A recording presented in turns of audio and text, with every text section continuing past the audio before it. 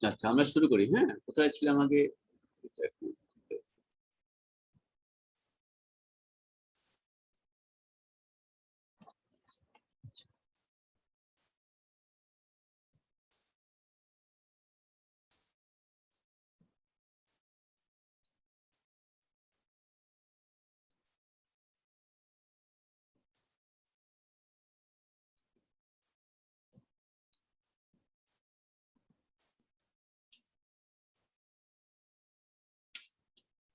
Knock SI পড়াইছি, factor সেফিটিক knock in SI engine শেষ করছিলাম।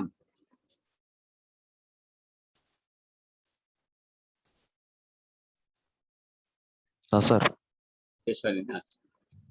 আচ্ছা তাহলে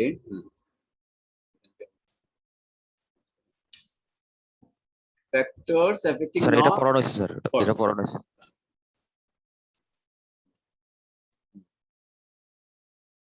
এসআই ইঞ্জিনের নক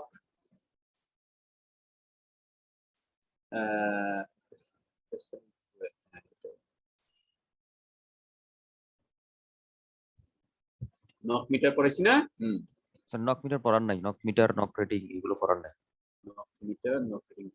আচ্ছা নক রেটিং, তাহলে আমরা কম্পোজিশন ফ্যাক্টর পর্যন্ত পড়েছি। নক রেটিং অফ এসআই কম্পোজিশনটা পড়ানো হয় না। কম্পোজিশন, তাহলে time factor, density, temperature, time, composition. Composition তোমার নককে এফেক্ট করে। কিভাবে করে? the properties of the fuel properties and the fuel ratio are the primary means for controlling knock once the compression ratio and engine dimensions are set. মনে করো ইঞ্জিনের working parameter dimensions fix, compression ratio fixed, তখন ফুয়েলের property এবং air fuel ratio effect করে। কি হবে? The property of knock is decreased by increasing the octane rating of the fuel. তুমি যদি অক্টেন নাম্বারটা বাড়াইতে পারো, মনে করো বাংলাদেশ স্ট্যান্ডার্ড অক্টেন নাম্বার হচ্ছে 89, বিএসটিআই যেটা বলতেছে 89 যদি হয় এটা ভালো, যত উপরে যাবা আরো ভালো, ভালো গ্যাসোলিন, পেট্রোল, গ্যাসোলিন টেবল। তাহলে যত অক্টেন নাম্বার বাড়বে এই ফুয়েলের নক তত কম হবে, নক যত কম হবে রেটিং বাড়বে, অক্টেন রেটিং বাড়বে। either rich or lean mixture। তোমরা স্টোইকিওমেট্রিক এয়ার ফুয়েল রেশিও করছো, স্টোইকিওমেট্রিক এয়ার ফুয়েল রেশিওকে যদি উঠে দাও তাহলে ফুয়েল রেশিও পাবে। স্টোইকিওমেট্রিক এয়ার ফুয়েল রেশিও গ্যাসোলিনের ক্ষেত্রে, আইসোঅক্টেনের আইসোঅক্টেন দিয়ে আমরা গ্যাসোলিন দিয়ে পেট্রোল রিপ্রেজেন্ট করি, আইসোঅক্টেনের ক্ষেত্রে অ্যারাউন্ড 15.15।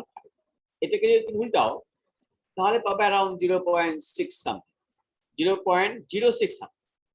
তাহলে এইটা হচ্ছে আমার স্টোইকিওমেট্রিক, এটা ফুয়েলের রেশিও উল্টা ফেলেছি। এয়ার ফুয়েল রেশিও উল্টা হচ্ছে ফুয়েলের রেশিও। আমরা এয়ার ফুয়েল রেশিও নিয়ে কথা বলছি, অ্যারাউন্ড 15, যদি অ্যাকচুয়াল পেট্রোল ধরে around 14.7 stoichiometric air fuel ratio. কিন্তু আমরা আইসোঅক্টেনের সাধারণত স্টাডি করি, isooctane very closely represent petrol or gasoline. তাহলে এয়ার ফুয়েল রেশিও উল্টালে ফুয়েলের রেশিও, এই ফুয়েলের রেশিও এই মনে করো এই জায়গাটা স্টোইকিওমেট্রিক। তাহলে ফুয়েলের রেশিও যদি বাড়ে তাহলে এটা রিচ হবে না লিন হবে? স্যার রিচ মিক্সচার রিচ হবে, আর এদিকে গেলে লিন হবে। আর যদি এয়ার ফুয়েলে তো উল্টা হবে। তাহলে তুমি দেখো এটা হচ্ছে ইগনিশন ডিলে মিলি সেকেন্ড 10 থেকে 60, এটা হচ্ছে ফুয়েলের রেশিও। তাহলে ফুয়েলের রেশিও স্টোইকিওমেট্রিক যদি এটা হয়, এখান থেকে যদি বাড়ে, আমি দেখতেছি ইগনিশন ডিলে বাড়ছে। ইগনিশন ডিলে যদি বাড়ে, ইগনিশন ডিলে যদি বাড়ে তাহলে নক টেন্ডেন্সি বাড়ে না কম? স্যার কমবে। কমবে, রাইট, কারণ কমবে। ইগনিশনে যত বেশি হবে তত সময় পাবে ফ্লেমটা ওখানে পৌঁছবে, পৌঁছে গেলে তার অটো ইগনিশন হলো না, নক হলো। ইগনিশন দিলে যত বাড়বে, একইভাবে স্টোকিওমেট্রিকের এই বাপাশে যদি দাও তাহলে দেখা যাচ্ছে যে আমাদের ইগনিশন রিলেটা বেড়ে যাচ্ছে। সুতরাং স্টোকিওমেট্রি থেকে রিচও যদি ইউজ করো কিংবা লিনও যদি ইউজ করো, either use of rich or lean mixture, the probability of knock in SI engine is decreased. এটা হচ্ছে। সুতরাং স্টোকিওমেট্রিকে আশেপাশেই ম্যাক্সিমাম নক হওয়ার টেন্ডেন্সি। স্টোকিওমেট্রি থেকে একটু সরে যাও, নিচে যাও, লিনে যাও, নক কমে যাবে। কেন কমবে? ইগনিশন ডিলেটা বেড়ে যাচ্ছে।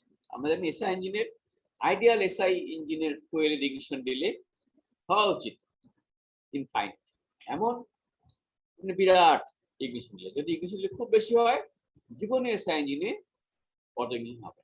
এসআই ইঞ্জিনের ignition delay should be ideally infinite. CI engine ignition delay ideally should be 0. Fuel যত বাড়তেছে, রিচ হচ্ছে, তত ইগনিশন ডিলেটা বাড়তেছে কেন? কারণ তোমার একটা ফুয়েল বার্ন করতে তো ইয়ারও লাগবে। তুমি যদি ইয়ার রিচ মানে কি, ইয়ার কম হয়ে যাচ্ছে, ফুয়েল বেশি হয়ে যাচ্ছে, রিচ একটা হোমোজিনিয়াস হচ্ছে, তাছাড়া কিছু ফুয়েল তো বাড়তি রয়ে গেল। এই বাড়তি ফুয়েল তোমার হিট অ্যাবজর্ব করবে, এটা কিছু করবে। তুমি যে পরিমাণ ফুয়েল এয়ার দিয়ে যে পরিমাণ ফুয়েল বার্ন করা দরকার, বার্ন করা যায়, তার থেকে বেশি ফুয়েল দাও, তাহলে রিচ হয়ে গেল। এই বাড়তি ফুয়েলটা তো অক্সিজেন পাবে না, এই ফুয়েল তো আসলে কিছুই করবে না, হিট ট্র্যাপ করবে, হিট নিয়ে নেবে। এই কারণে ইগনিশন ডিলেটা বেড়ে যায়, অর্থাৎ কম্বাসন টেম্পারেচার বেড়ে যায়, ইগনিশন ডিলেটা বেড়ে যায়, নক করবে। জি sir. Increasing the humidity of the air, increasing the humidity of the entering air, the probability of knock of SI engine is decreased. যদি হিউমিডিটি বেড়ে যায়, মনে করো এয়ার হিউমিডিটি এখন 70%, রেড হিউমিডিটি, এটা একটা অ্যাবসলিউট হিউমিডিটি আছে, ময়েশ্চার কন্টেন্ট। আর এই ময়েশ্চার কন্টেন্টটা যদি বেড়ে যায়, তাহলে তোমার কি হবে? এই ময়েশ্চারটা হিট নিয়ে নেবে, তাই না? এই ময়েশ্চারটা ভেপোরাইজ হবে, কম্বাসন চেম্বার হিট নিয়ে নেবে, এতে করে তোমার ইনফ্যাক্ট এতেও তোমার ইগনিশন ডিলে বেড়ে যায়। তাহলে হিউমিডিটি যদি এয়ারের যে এয়ারটা ঢুকতেছে সেটা যদি মোর হিউমিড এয়ার ঢুকে, ড্রাই এয়ার যদি ঢুকে, সে ড্রাই এয়ার দিয়া নকিং টেন্ডেন্সি বেশি হবে, আর যদি হিউমিড এয়ার ঢুকে, নকিং টেন্ডেন্সি কম হবে। স্যার তাহলে স্যার অকটেন রেটিং যখন স্যার ডিক্রিজ হবে তখন কি স্যার নকিংটা ডিক্রিজ হবে? অকটেন রেটিং যখন ডিক্রিজ হবে তখন নকটা বাড়তে থাকবে। তুমি যে ফুয়েল ইউজ করবা, যে 89 টাকা 89 অকটেন নাম্বারের ফুয়েল কিনবে, তার গাড়ির ইঞ্জিনে যে নক হবে, যে 70 অকটেন নাম্বারের পেট্রোল কিনবে, তার গাড়িতে অকটেন বেশি, নক বেশি হবে।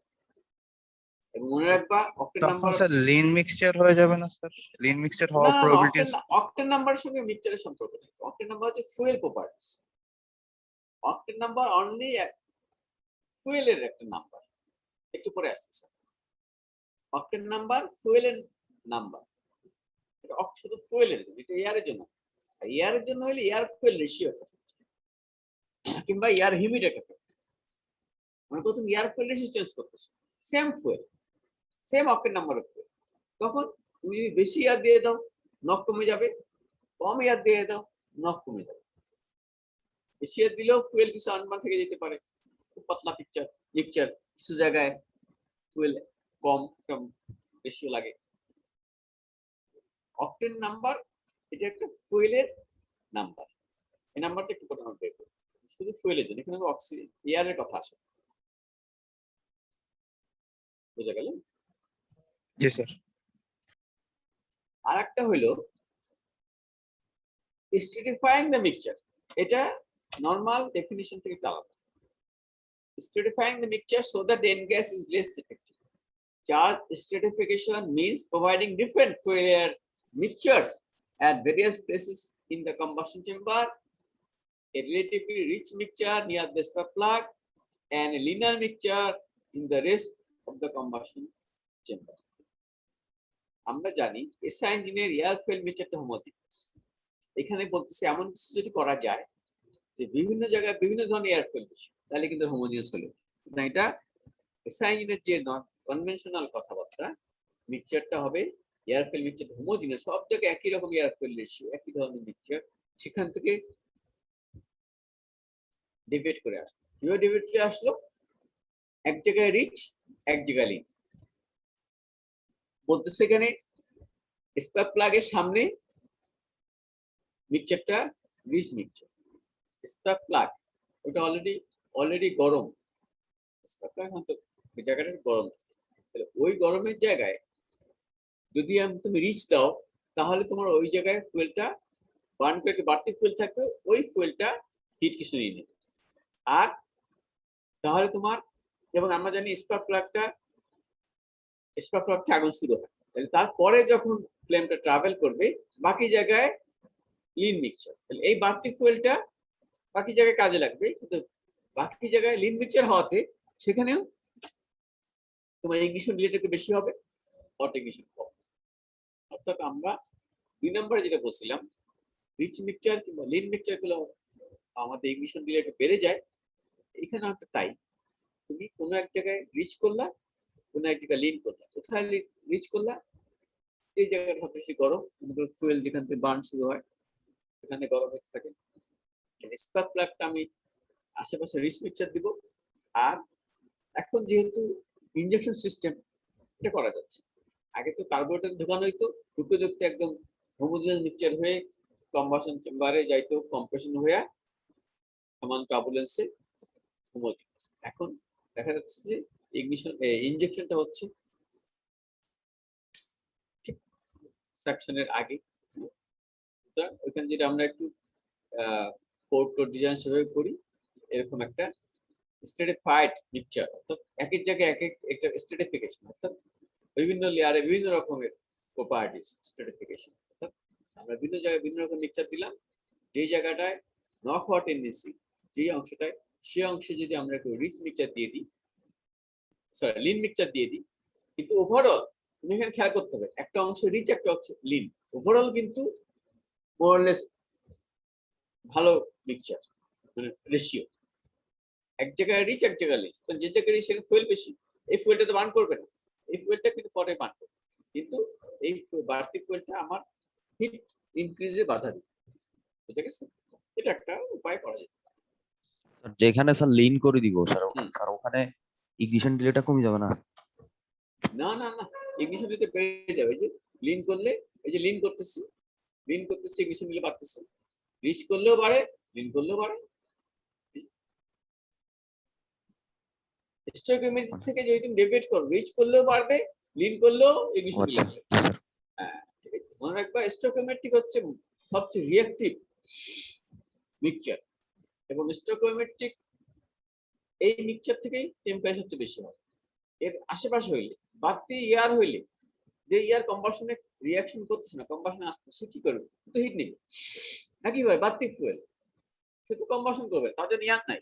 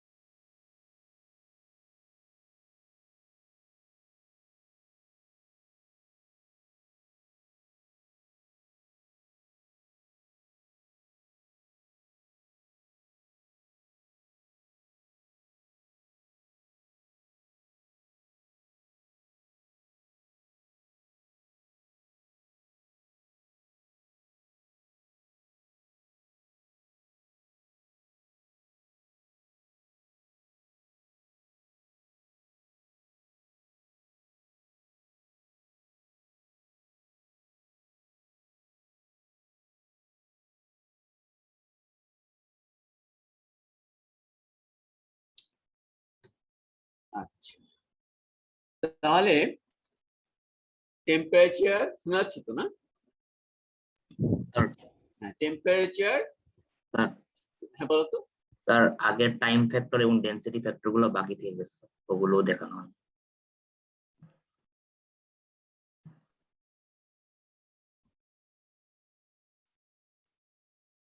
Temperature factor. স্যার ডিজাইন পয়েন্টের পর থেকে স্যার। আচ্ছা, design point, density factor.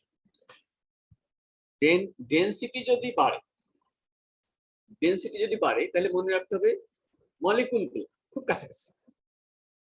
Combustion এটা একটা রিয়াকশন করতে গেলে রিঅ্যাকটেন্স তাদের কাছে আসতে হবে, লাগতে হবে। যদি ডেন্সিটি বাড়ে, মনে রাখতে হবে এগুলো কাছাকাছি হবে। যত ডেন্সিটি বাড়বে তত কাছাকাছি আসবে, তত তোমার রিয়াকশন টেন্ডেন্সি বেশি। কম্বাসন অটো ইগনিশনের টেন্ডেন্সি বেশি, নক টেন্ডেন্সি। তাহলে increasing the density of the unburnt mixture will increase the possibility of knock initiation. এটা আমরা ক্লিয়ার বুঝতেছি। কিভাবে, কি করলে, কি কারণে আনবার্ন মিক্সচার মানে এন গ্যাস, যেটা সবার লাস্টে বার্ন, কি করলে এন গ্যাসের টেম্পারেচার ডেন্সিটি বেড়ে যায়? তুমি যেটা জানো, তাহলে তুমি যদি এগুলি জানো, তাহলে এই বিষয়গুলো যেন না ঘটে, যত কম ঘটবে নক তত কম। ওপেনিং দ্য থ্রোটল মানে থ্রোটল ওপেন হচ্ছে, যত থ্রোটল ওপেন হওয়া মানে তত বেশি এয়ার ফেল যায়, তত বেশি লোড, যত বেশি লোড তত বেশি এয়ার ফেল যায়, যত বেশি এয়ার ফেল যাবে তত বেশি মাস যাবে, তত বেশি ডেন্সিটি। সুতরাং এসআই ইঞ্জিনের ক্ষেত্রে লোড বাড়লে নক বাড়বে। কেন বাড়বে? লোড বাড়লে এয়ারফেল পরিমাণ, এয়ারফেলের পরিমাণ বেশি যাবে, তোমার ডেন্সিটি বেশি হবে, নক বেশি হবে। আবার লোড বাড়লে টেম্পারেচার বাড়বে, কারণ লোড যত বাড়বে এয়ারফেল পরিমাণ বেশি যাবে, বেশি পরিমাণ এয়ারফেল যাওয়া মানে বেশি এনার্জি বের হওয়া, বেশি এনার্জি বের হওয়া মানে বেশি টেম্পারেচার রেজ করা। এটা এসআই ইঞ্জিনের অটো ইগনিশন টেম্পারেচার আমরা জানি একটু কম,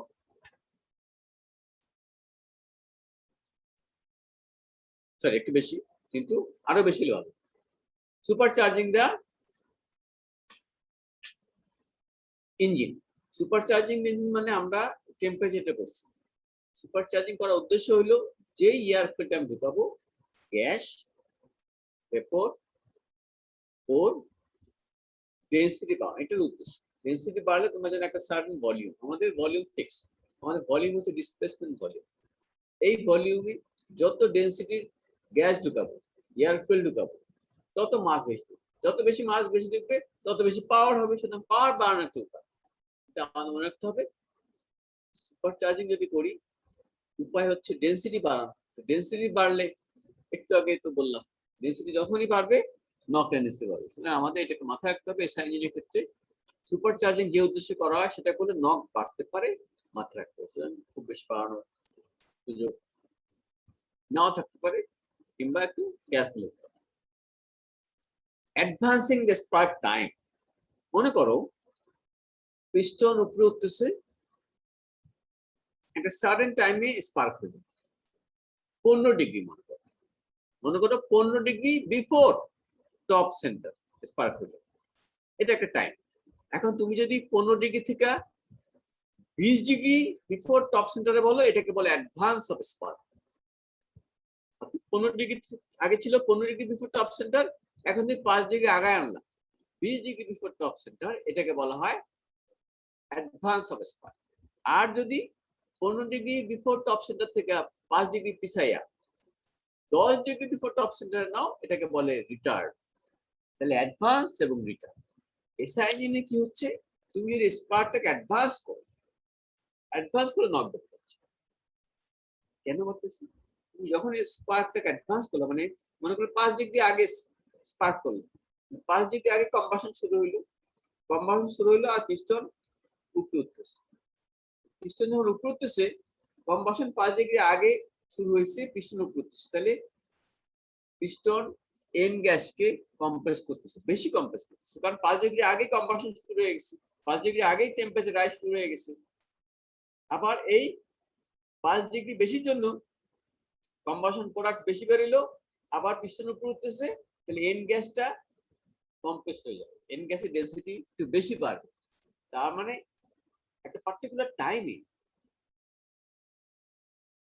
আগের স্পার্ক টাইমে স্পার্ক করে একটা পার্টিকুলার টাইমে এন গ্যাসের ডেন্সিটি যদি মাপতে পারো, আর যদি স্পার্কটাকে অ্যাডভান্স করা একটা পার্টিকুলার টাইমে, টাইম মানে অ্যাঙ্গেলের হিসাবে দেখা গেল যে এন গ্যাসের ডেন্সিটি বেশি, তাহলে এন গ্যাসের ডেন্সিটি বেশি হয়ে যায়, তাহলে এন গ্যাসের অল্টারনেট করার টেন্ডেন্সিটি বেড়ে গেল না বেড়ে গেল। তাহলে এসআই ইঞ্জিনের ক্ষেত্রে স্পার্ক, হ্যাঁ আমাদেরকে স্পার্ক বাড়াইতে কমাইতে হবে, টাইমিংটা করতে হবে, কারণ আমাকে স্পার্কের উপর নির্ভর করতেছে আমার প্রেশার, তাই না? আমি যদি স্পার্কটা খুব বেশি দেরিতে করি তাহলে দেখা যাবে যে কম্বাসন শুরু হইয়া পিক এনার্জি বের হইতে হইতে পিছন নামতে শুরু করছে, তাহলে আর চাপ দিবে কি হইল না। আবার যদি স্পার্কটাকে বেশি আগায় আনো, তো দেখা যাবে যখন এনার্জি পুরো রিলিজ হচ্ছে তখন পিস্টনটা ওই পুরো চাপ দিয়ে ফেলবে, তাহলে তাহলে এনার্জি পাই যাবে, ক্ষতি হয়ে গেছে। সুতরাং এখানে অপটিমাইজেশন ব্যাপার আছে, কিন্তু এটা মাথায় রাখতে হবে স্পার্ক অ্যাডভান্স করলে নট এটা মাথায় রাখতে হবে। অপটিমাম জায়গা বের করতে গিয়ে যদি দেখো যে হ্যাঁ নট বেড়ে যাচ্ছে, তাহলে একটা এটাকে কম্প্রোমাইজ করতে হবে। আচ্ছা, তাহলে ডেন্সিটি ফ্যাক্টর কি বোঝা গেল?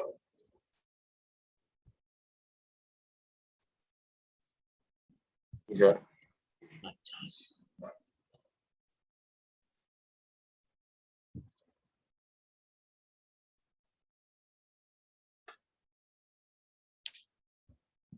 নেক্সট হচ্ছে time. What is time?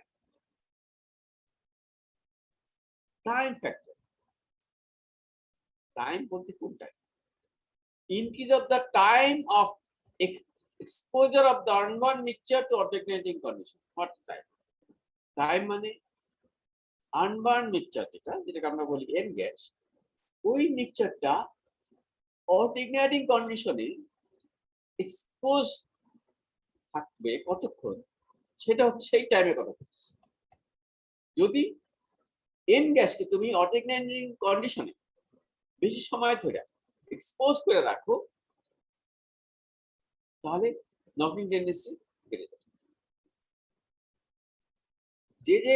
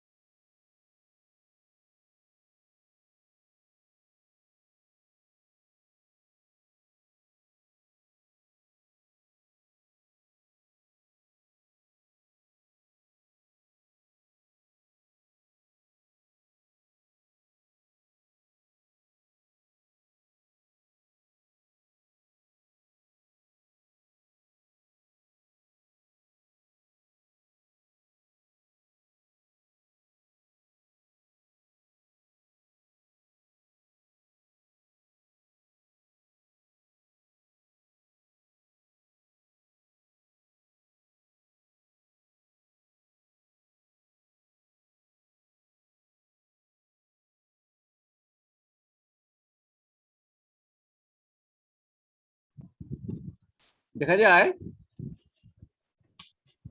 G sir, দেখা যাচ্ছে। একটু ডিসকানেক্ট হয়ে গেছে, বুঝছো? এই হলো আমাদের ইন্টারনেট অবস্থা।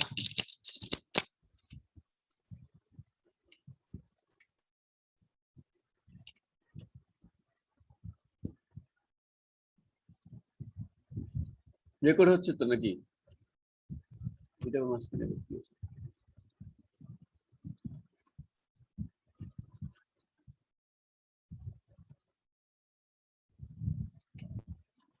আচ্ছা, তাহলে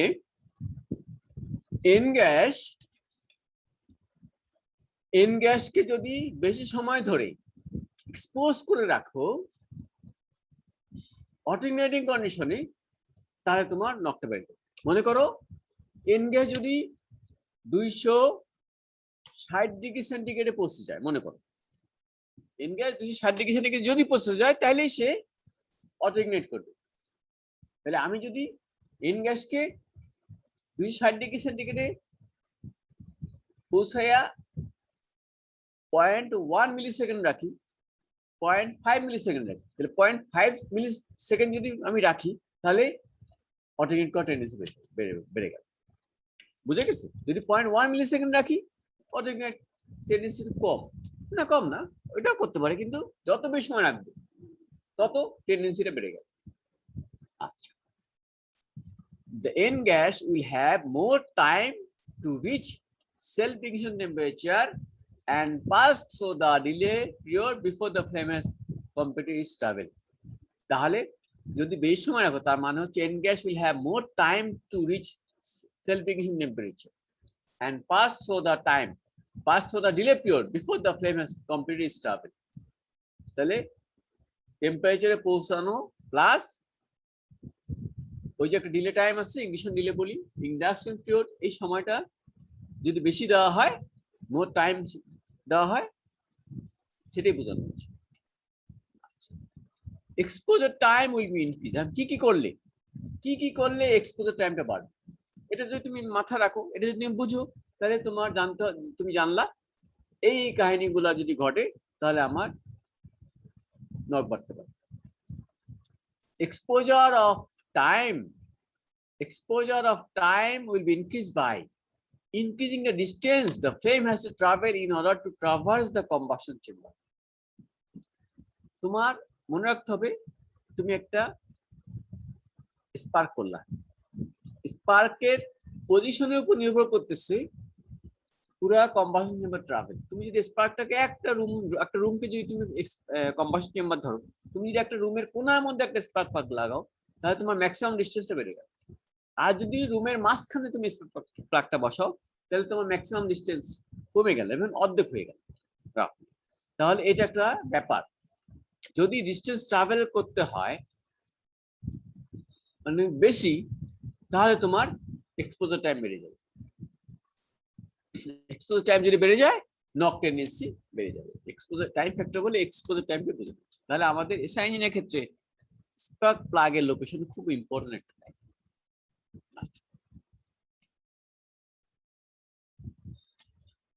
Decreasing the turbulence of the mixture, thus decreasing the flame speed. যদি টার্বুলেন্সটা মিক্সচারে কমে যায়, এবং মনে রাখতে হবে এসআই ইঞ্জিনের টার্বুলেন্স, মিক্সচারের টার্বুলেন্স, ফ্লেমের turbulence depends on the engine speed. Engine speed মানে পিস্টন স্পিড। পিস্টন স্পিড যদি বাড়ে, তাহলে আমার টার্বুলেন্স বাড়ে। মিক্সচারের স্পিড বাড়ে, টার্বুলেন্স বাড়ে। তোমার যখন স্পিড যত বাড়বে, গ্যাসের টার্বুলেন্স বাড়বে। তাহলে টার্বুলেন্স যদি আমার কমে যায়, কিংবা ইঞ্জিনের স্পিড যদি কমে যায়, তাহলে আমার এক্সপোজার টাইম বেড়ে যাবে। এক্সপোজার টাইম যদি বেড়ে যায়, নক টেন্ডেন্সি বেড়ে যাবে। তাহলে এসআই ইঞ্জিনের ক্ষেত্রে ইঞ্জিনের স্পিড একটা ফ্যাক্টর। ইঞ্জিনের ফ্যাক্টরটা কি? Engine speed should be high.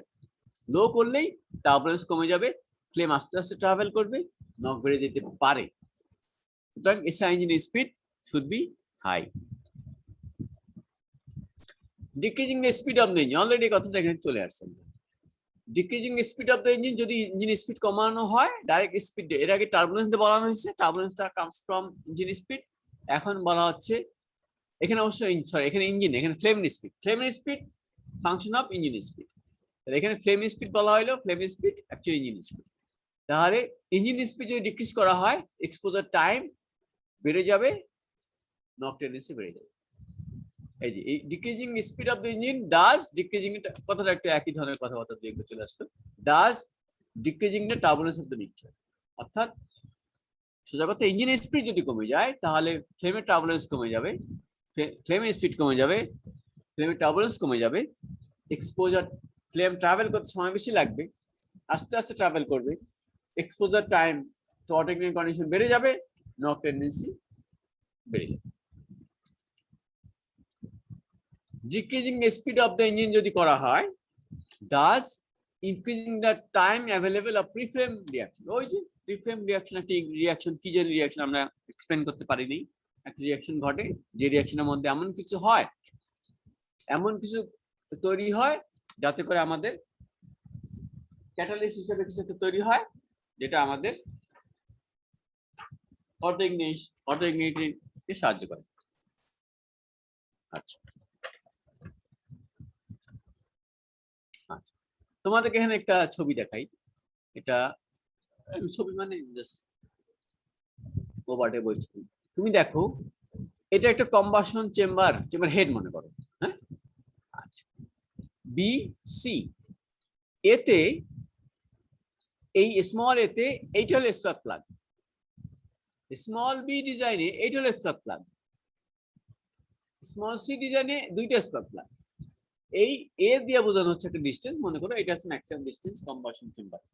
এখন প্রশ্ন হচ্ছে কোন চেম্বারে, এ বি সির মধ্যে কোন চেম্বারে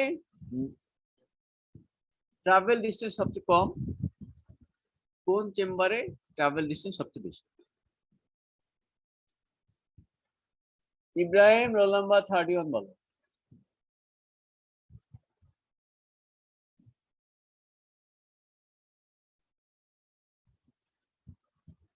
কি 31 ঘুমায় গেল নাকি আবার?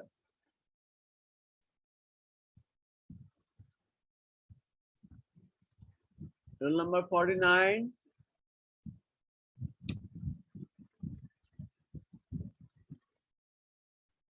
স্যার বিতে সবচেয়ে বেশি কম হবে। বিতে সবচেয়ে বেশি কম হবে, কে বললো এটা? স্যার 109। আবিদ। আচ্ছা, কিন্তু রোল নাম্বার 31 কোথায়? আচ্ছা, বিতে সবচেয়ে কম হবে, ঠিক আছে। সি তে হবে। সি, হ্যাঁ, আইডিয়ালি বি এবং সি সেম। আমরা ধরে নিচ্ছি এই দুই জায়গা, এখান থেকে ফ্লেমটা এদিকে যাবে, এদিকে যাবে, এবং এখান থেকে এদিকে যাবে, এদিকে যাবে, একই স্পিডে যাবে। সুতরাং আইডিয়ালি বি এবং সি সেম, মিনিমাম টাইম লাগবে, মিনিমাম নক হবে, এতে অনেক দূর, ডবল। সুতরাং knock tendency high in A, ঠিক আছে। সিতে স্যার, সিতে তো স্যার দুইটা ফ্লেম না, দুইটা ফ্লেম। হ্যাঁ, তাহলে এই ফ্লেম আসবে এখানে, এখানে আসে এই ফ্লেমের কাজ শেষ, আবার এই ফ্লেম এখানে আসবে। সুতরাং প্রতি ফ্লেমকে তো অর্ধেক ডিস্টেন্স ট্রাভেল করতে হচ্ছে, এখানে একটা ফ্লেমকে অর্ধেক ডিস্টেন্স ট্রাভেল করতে, যে কোনো ফ্লেম দিয়া কত ডিস্টেন্স ট্রাভেল করতে, এখানেও অর্ধেক, এখানেও অর্ধেক। বুঝে গেছে? দুইটা স্পার্ক প্লাগের পরিবর্তে একটা স্পার্ক প্লাগ ইউজ করার সুবিধা আছে কোনো, নাকি আমরা সবসময় একটা ইউজ করি? স্পার্ক প্লাগ একটা ইউজ করে, এত জায়গায় তো নাই। তোমার জায়গায় কোথায় বলো? আজকাল ভাল্ব 4টা করে দেওয়া হচ্ছে। তবে হ্যাঁ, সেরকম কেসে যদি এয়ারপ্লেন হয়, ইঞ্জিন দিয়ে চলে, দুইটা spark plug, just security purpose, safety purpose. এত জায়গা নেই, এত জায়গা নেই, দেওয়া এত সহজ নয়।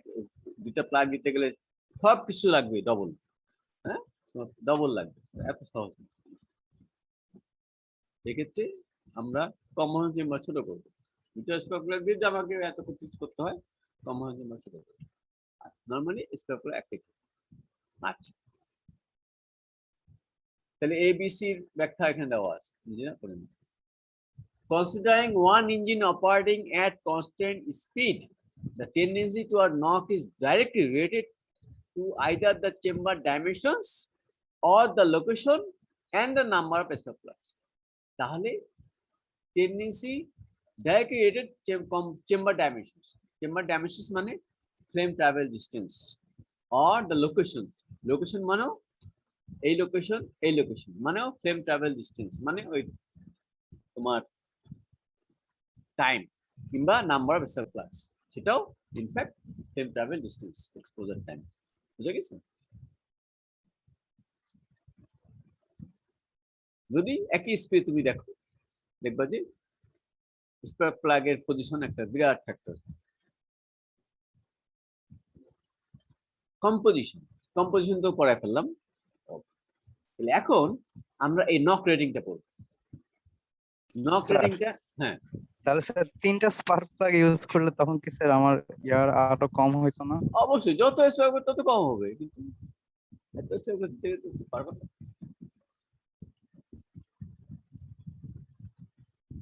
তুমি যদি এখন এইখানে একটা দাও, এখানে একটা দাও, তাহলে স্যার স্পার্ক এই- প্লাগ যদি বেশি হয়, অতিরিক্ত হ্যাঁ, হয়, হ্যাঁ। তখন অ্যাকচুয়ালি প্রবলেম কি হবে? প্রবলেম কি, তোমার ইঞ্জিনের জায়গা কোথায়, তোমার সিগন্যালের জায়গা কোথায়, তুমি একটু খুলে দেখো না, কোথায় জায়গা বলো।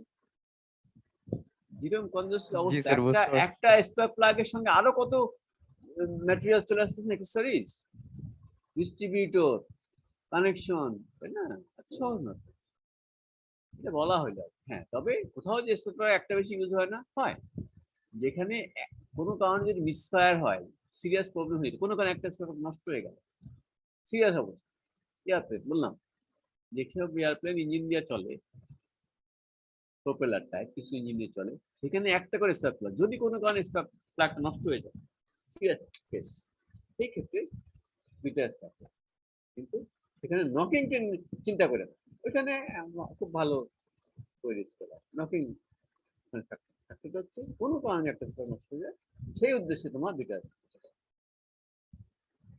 স্টোকার যত দিবা তত তোমার কমপ্লিকেটেড ডিজাইন হয়ে যাবে। এটা একটা মনে করো এইখানে একটা স্পার্ক প্লাগ, এখানে এই যে একটা বাল্ব, পিছনে একটা বাল্ব, আর একটা স্পার্ক কোথায় দিবা, তোমার জায়গা কোথায়, এটা এত সহজ।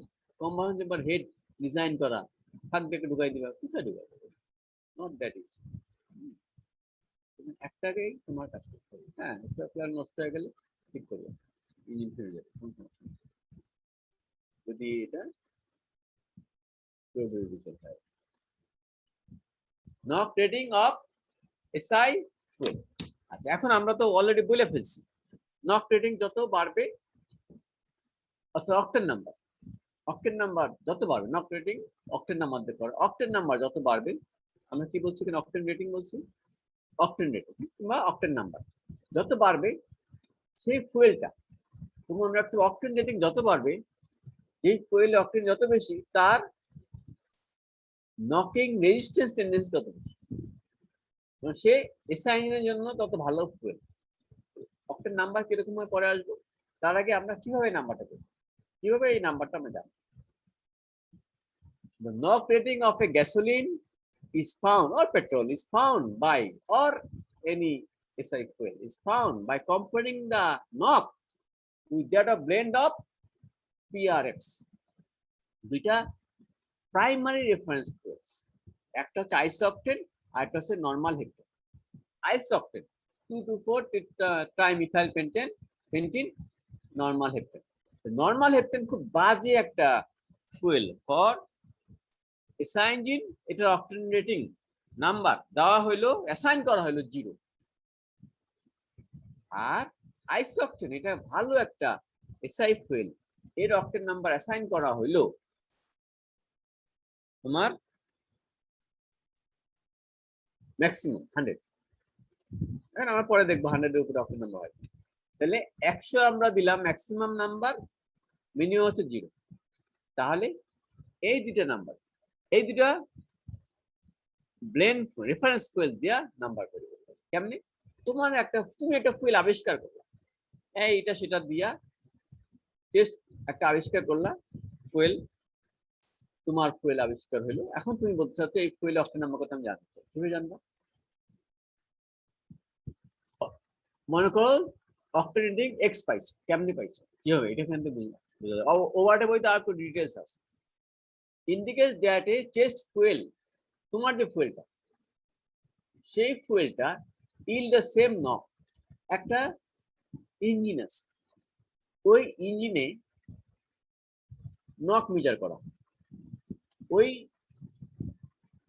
ইঞ্জিন দিয়া তুমি নক মেজার করলা, তুমি একটা নক পাইলা, এই নকটা সেম নক হইতে হবে, কিসের সেম, স্ট্যান্ডার্ড ইঞ্জিনে তুমি টেস্ট করবা, সলিউশন কি, ওই দুইটা পিআরএফ সলিউশন, অর্থাৎ দুইটা প্রাইমারি রেফারেন্স মিলাইয়া তুমি একটা সলিউশন করো, সলিউশন কইরা ওর একটা নক তুমি বের করো, একটা নক। এখন এই নক তুমি টেস্ট ফুয়েলেও পাইলা, আনবা কন্ডিশন করে।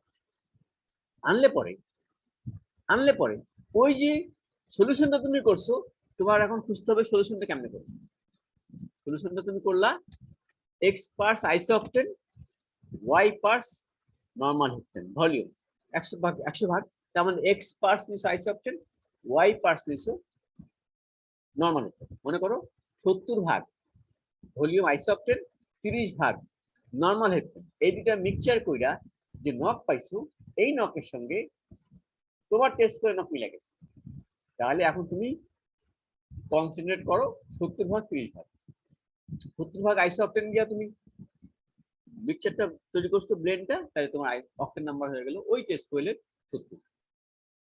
বুঝা গেছে?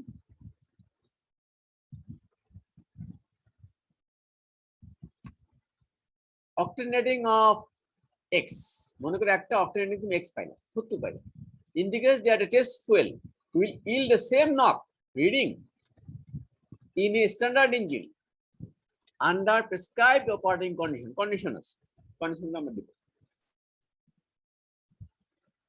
as solution by volume of x parts 70 parts of isooctane, y parts 30 parts of normal octane, অর্থাৎ x plus y সমান 100, ভলিউম 100।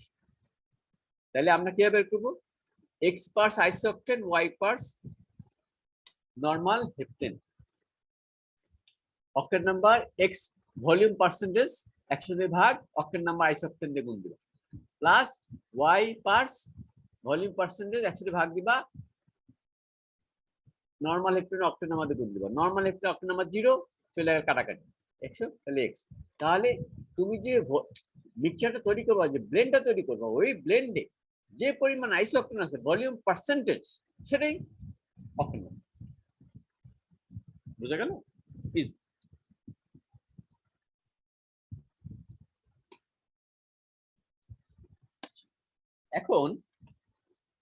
এখন কথা হচ্ছে অক্টেন নাম্বার কত হইতে পারে?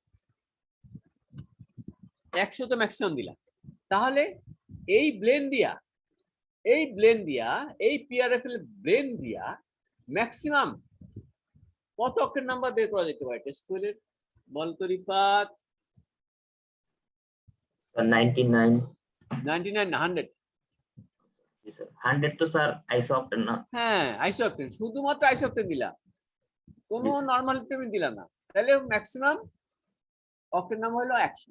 এখন দেখা গেল তুমি এমন একটা এত ভালো একটা ফুয়েল পেয়ে গেছো, শুধু আইসোঅক্টেন দিয়া যে নক পাইতেছো, তোমার টেস্ট ফুয়েলের নক আরো কম, তাহলে তুমি এখন কি করবে? উপায় আছে? উপায় হলো ওই যে যেটা আমরা ব্যান করছিলাম সেই ধরনের কিছু। Extended scale is extended above 100 by adding tetraethyl lead. ওই যে বলছিলাম টেট্রাইথাইল লেড দিলে নক কমে যায়, এইটা দিবা আইসোঅক্টেন, তখন তো এনহেপ্টেন বাদ, কারণ আইসোঅক্টেনের মধ্যে তুমি টিএল দিবা, দিলে পরে দেখা যাবে যে এ আরো কম নক প্রডিউস করবে। তাহলে আরো কম নক প্রডিউস করলে তোমার টেস্ট ফুয়েলের সঙ্গে মিলবে। তাহলে তুমি টেস্ট ফুয়েলে নক যদি 100 উপরে হয়, তাহলে কি করবা? তুমি একটা সার্টেন অ্যামাউন্ট, মনে করো test fuel set to have octane rating 100 plus, for example তুমি করলা কি গ্যালনে, পার গ্যালন আইসোঅক্টেনে 1.2 ml টিএল ঢুকাই দিলাম, অ্যাড করলাম। অ্যাড করার পরে এই যে এই টেট্রাইথাইল লেড এবং আইসোঅক্টেনের জিনিসটা দিয়া তোমার টেস্ট নক মিলে গেল, তখন তোমার অক্টেন নাম্বার হয়ে গেল এই, তুমি এভাবে লিখতে পারবা প্লাস 1.2 100 প্লাস 1.2 ml টিএল, তাহলে বোঝা যাবে। কিংবা এইভাবে একটা ইকুয়েশন আছে 100 প্লাস 28.28 টি, কি কত এমএল, এই যে এমএল পার গ্যালন, এটা বসাবা, এই টির জায়গায় এটা বসাবা। তাহলে তুমি যদি সিম্পলি লেখো প্লাস 1.2 ml টিএল, কিংবা এখানে বসায় যে নাম্বারটা পাবে 100 প্লাস। যদি এই নাম্বার বের করতে না চাও, তুমি যদি সিম্পলি লেখো যে 1.5 ml TL 1.5 ml TL plus আছে, তাহলে বোঝা যাবে যে 100 এর উপরে এত টিএল দিয়া নক কম্পেয়ার করা হয়েছে। ইকুয়েশন ইজ দেয়ার, বুঝা গেল?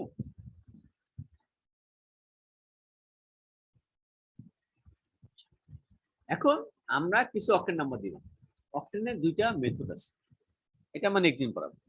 তাহলে আমরা অক্টেন নাম্বার মনে করো গ্যাসোলিন 92 থেকে 98, 80 থেকে 90, একটা হচ্ছে research octane number, motor octane, এটা আমরা নেক্সট দিন পড়াবো। সোজা কথা, প্রোপেন 112, মিথেন 120, তাহলে 120 মিথেনে আমি অক্টেন নাম্বার বের করতে চাই, তুমি এই মিক্সচার দিয়ে করলে বের করতে পারবে না, দেখবা যে মিথেনের নক আরো কম। তাহলে তখন পিআরএফ এর মধ্যে আমার টিএল ঢুকাইতে হবে, ঢুকায় আমার মিথেনে ঢুকবে। তাহলে আমাদের মিথেন মানে ন্যাচারাল গ্যাসের মেজর অংশ, এটা গ্যাসোলিন থেকে। তবে গ্যাসোলিনে অনেক ধরনের আছে, বিভিন্ন জায়গায় গ্যাসোলিন বিভিন্ন। ন্যাচারালি যে গ্যাসোলিন পাওয়া যায় সেটা অক্টেন নাম্বার অনেক কম, ক্যাটালাইটিক ক্র্যাক করলে একটু বাড়ে। বাংলাদেশে ইদানিং রিফাইন কি ক্যাটালাইটিক রিফর্মিং করা হচ্ছে, কস্টলি, ভেরি কস্টলি প্রসেস, ওইটা করে অক্টেন নাম্বার বাড়ানো হচ্ছে। আমি বলছি বাংলাদেশে স্ট্যান্ডার্ড হচ্ছে 89, কারণ তুমি যদি খুব কম দামি কম অক্টেন নাম্বার একসময় ইউজ হতো, খুব বাজে অক্টেন পেট্রোল ইউজ হইতো, আবার ওই বাজে পেট্রোলের কম বাসনটাকে ইমপ্রুভ করার জন্য লেড দেওয়া হয়তো, টিএল দেওয়া হয়তো, ওই টিএল আবার মানুষের ব্রেনে, বাচ্চাদের ব্রেনে, ওই জন্য টিএল ব্যান। টিএল ইউজ করার কোনো সুযোগ নাই, তোমাকে ভালো অক্টেন ভালো পেট্রোল আর গ্যাসোলিন ইউজ করতে হবে। অর্থাৎ সস্তা গ্যাসোলিন পেট্রোল ইউজ করলে হবে না, ক্যাটালাইটিক ক্র্যাক আর ক্যাটালাইটিক রিফর্ম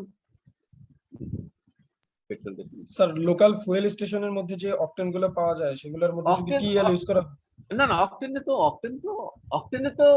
অক্টেন নাম্বার হওয়ার কথা 100, কথা বুঝছো না? অক্টেন তো অক্টেন সেটা আলাদা, অক্টেন হচ্ছে এটা ডিস্টিলেট থেকে তৈরি করা হয়, এটা তো অক্টেন নাম্বার 100 হওয়ার কথা, এটা হয়তো 95, 6, 7, ওই জন্য আমরা অনেকেই পেট্রোল ইউজ না করে অক্টেন ইউজ করি। এমনিকে বাজে অক্টেনের মধ্যে তো টিএল দেওয়ার প্রয়োজন নেই, অক্টেন অক্টেন, কিন্তু পেট্রোল যদি বাজে পেট্রোল ইউজ হয় সেটার থেকে খুব সেটার কম্বাসন ভালো হবে। ওই জন্য আমরা যখন ফুয়েল নিই আমরা বিভিন্ন স্টেশনে আমাদের জানা আছে যে কোথায় ভালো ফুয়েল পাওয়া যায়। যারা ইঞ্জিন ইউজ করবা দেখবে, যদি খারাপ ফুয়েল ইউজ করো ইঞ্জিনের ক্ষতি। ভালো ফুয়েল বলতে আমরা ভালো অক্টেন নাম্বারই বুঝি, বুঝা গেছে? নরমালি যে ফুয়েলটাকে স্যার এমনি অকটেন বলে স্যার, ওইটা কি স্যার? ওইটা রেটিং এটা হচ্ছে অক্টেন, এটা আইস অক্টেন, অক্টেন এটা তো আইডিয়ালি এটার নাম্বার হওয়ার কথা 100, কিন্তু এটার মধ্যে হ্যাঁ সফিক বুঝ তো দাঁড়া দোস্ত দাঁড়া, হ্যাঁ দোস্ত বল, এই দাঁড়া মিউট করে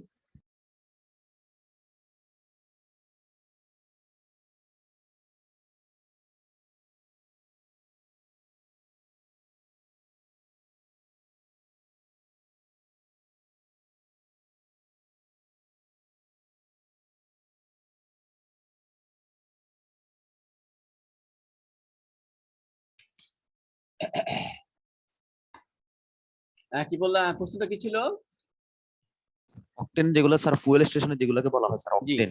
অক্টেন, হ্যাঁ জি, অক্টেন এক জিনিস, পেট্রোল এক জিনিস। পেট্রোল হচ্ছে mixture of lot of things, petrol gasoline mixture of lot of things, same thing petrol gasoline. আর অক্টেন হচ্ছে শুধু অক্টেন, আইস অক্টেন যেটাকে আমি বলি। অক্টেনের তো অক্টেন নাম্বার 100 হওয়ার কথা, কিন্তু এরপরেও কয়েকদিন আগে না, বেশ কিছুদিন আগে পেপার আসতো না, ওটার মধ্যে কিছু ভেজাল দিয়া, ভেজাল দিয়ে ওই ডিস্টিলেট থেকে অক্টেন করা হয়, রিফাইনারি ডিস্টিলেট থেকে অক্টেন করে আমরা অক্টেন ইউজ করি, অক্টেন তো ভালো। আর একবার মাসুদ স্যার বলছিল যে বাংলাদেশে যে অকটেন গুলো পাওয়া যায় সেগুলো হ্যাঁ। নাকি অকটেনই না। অবশ্যই অক্টেন, ওর মধ্যে কিছু ভেজাল মাঝখানে পেপার আসছিল, ভেজাল দোকান ছিল।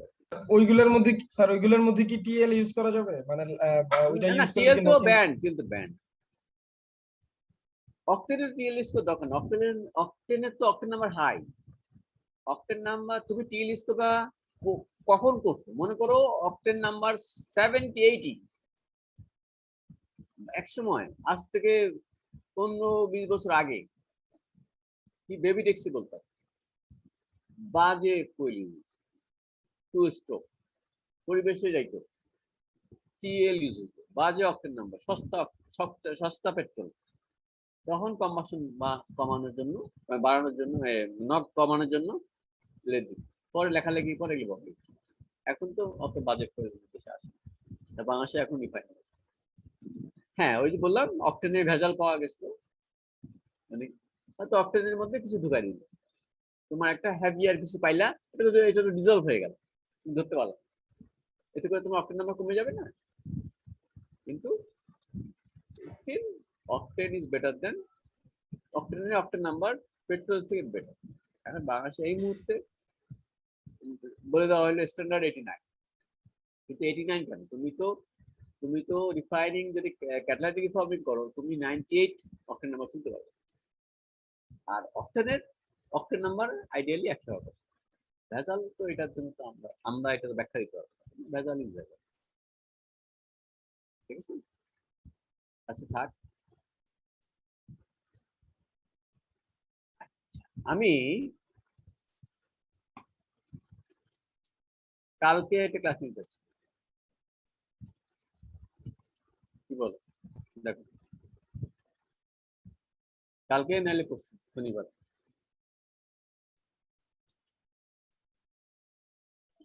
স্যার আমাদের সিটি থাকলে কিছু সিটি নিয়ে নেন স্যার। হ্যাঁ নিব, শনিবারে ক্লাসে বলে দিই সেটি কবে কি নিব সিলেবাস। আসসালামু আলাইকুম স্যার। হ্যাঁ বলো, স্যার আমাদের একাডেমিক ক্যালেন্ডারের বিষয়ে হেডের সঙ্গে কথা বলো, জি স্যার, প্লাস স্যার আমাদের পরীক্ষার বিষয়ে কি কোনো হেডের আলোচনা? সঙ্গে কথা বলো, ঠিক আছে ঠিক আছে। আমরা তোমাদের বিষয় নিয়ে আলাপ করছি, এখন এগুলি হেডরা বুঝবেন, আমরা এটা ফরওয়ার্ড করছি, কথা বলছি, ঠিক আছে। তাহলে আমরা কি শনিবার সকাল 10টা স্যার আসতে আমাদের পারি? 41 এর সিটি রেজাল্ট কি মানে একদম মানে দেওয়া যায় দুজনে স্যার? একটা দিছি, আবার দিব, আচ্ছা ঠিক আছে করবো, একটা এমন ডাটা দিয়ে দিছি একেবারে এতগুলা খাতা আলাদা রেজাল্ট, মাথা তো খারাপ হয়ে গেছে। আল্লাহ, সেকেন্ড অঙ্কটা ওই যে দিলাম, কি বলে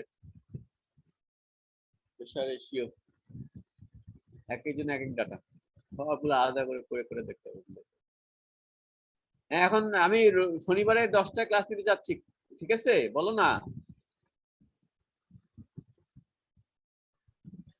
স্যার সেটা সিআর আপনার সাথে যোগাযোগ করে নেবে স্যার। আচ্ছা ঠিক আছে, আমি একটু ক্লাস মিস করে ফেলছি, আবার মিস হইতে পারে, একটু সমস্যা আছে ওই পরীক্ষা শাখায়, রেজাল্ট নিয়ে একটু ব্যস্ত, অনেক সময় সমস্যা হইতে পারে, ওই জন্য চাচ্ছিলাম 2-3 ক্লাস মিস করছি, নিয়ে আপনার বন্ধ। আমার সঙ্গে সিআর কথা বলবে শুক্রবার রাতে, ঠিক স্যার পজিটিভ। ওটা স্যার কনফার্ম করবো স্যার। জি স্যার, ভালো থেকো। আসসালামু আলাইকুম স্যার। আসসালামু আলাইকুম।